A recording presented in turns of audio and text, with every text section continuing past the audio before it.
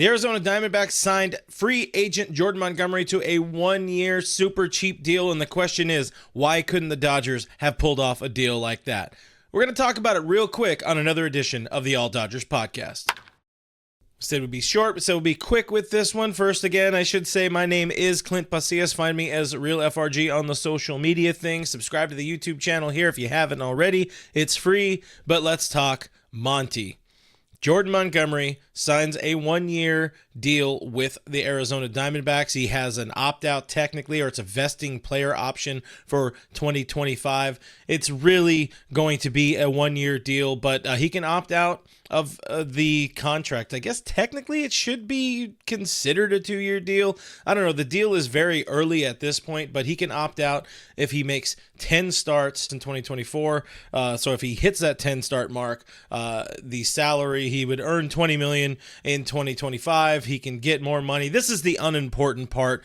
If you guys want to know more about Jordan Montgomery's deal with the Arizona Diamondbacks, go look it up online. We want to talk about the Dodgers side about this. So he's guaranteed $25 million. How could the Dodgers not pull an extra $25 million out of their pocket, make some moves, swing some deals? One of the things that's become kind of painfully apparent for this team that if there's going to be a weak spot, if there's going to be an Achilles heel, it could be the starting rotation, and it very much could be the starting rotation early. A lot of questions in that Dodger starting rotation without Emmett Sheehan, without Walker Buehler, with Yoshinobu Yamamoto making the transition from Japanese baseball here to the States. Year 2 for Bobby Miller.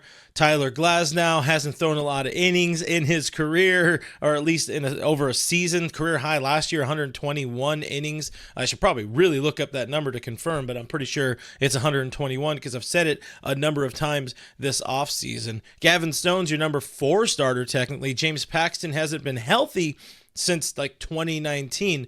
A lot of question marks in that Dodgers rotation. Jordan Montgomery is kind of a workhorse. He is a guy that gets out there, he makes his starts. He makes 20, 25 starts a year at the bare minimum. World Series champion coming from the Texas Rangers. He was traded from the New York Yankees at the trade deadline. So, important note, there was also no draft pick attached to him at this point. Minimal risk for the Diamondbacks. Very much would have been minimal risk for the Los Angeles Dodgers as well. As they say, there are no bad one-year deals. There are no bad short-term deals. Trevor Bauer notwithstanding, but we're not going to get into that. To add a little bit of this, yeah, you're upset. You would like to see the Dodgers make some sort of splash for that, just to add. If everything swings right, you got a very good Dodgers starting rotation, no doubt. If you get into later in the season, you get into August, you could have Clayton Kershaw back. Walker Buehler is expected back by May. You also haven't seen Walker Buehler fully healthy realistically since 2021, where he threw over 200 innings, but he also pitched himself into the ground and was not right at any point in 2022 before undergoing Tommy John surgery. Emmett Sheehan, another young guy. So there's good pitching. There's depth. And I could understand the Dodgers not wanting to bring aboard somebody like Montgomery, because now all of a sudden, if you are looking at a postseason rotation, you got a lot of pitchers, you got a lot of arms, and maybe not enough games to start them. However, again, there are a lot of question marks with this starting rotation, and at this point in time, if we're trying to maximize the nerves and maximize the worry for this team, pick apart every little potential worry for this team, it's that starting rotation. And Jordan Montgomery he's not free, but that's as free as you kind of get when it comes to Major League Baseball. 1 year, $25 million guarantee.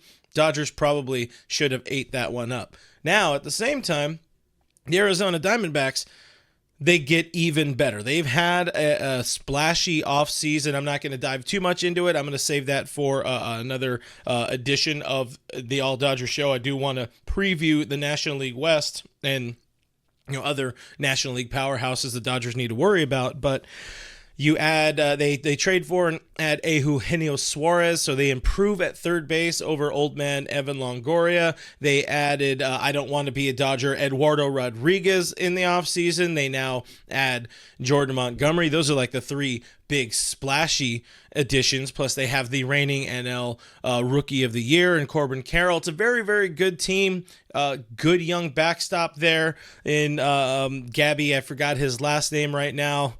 This is all off the cuff stuff. Again, I'm going to prep more for a full talk about the NL West, but if we're looking at the Arizona Diamondbacks, it's kind of the clear number 2 in the NL West or the NL Best. But things don't go the Dodgers' way.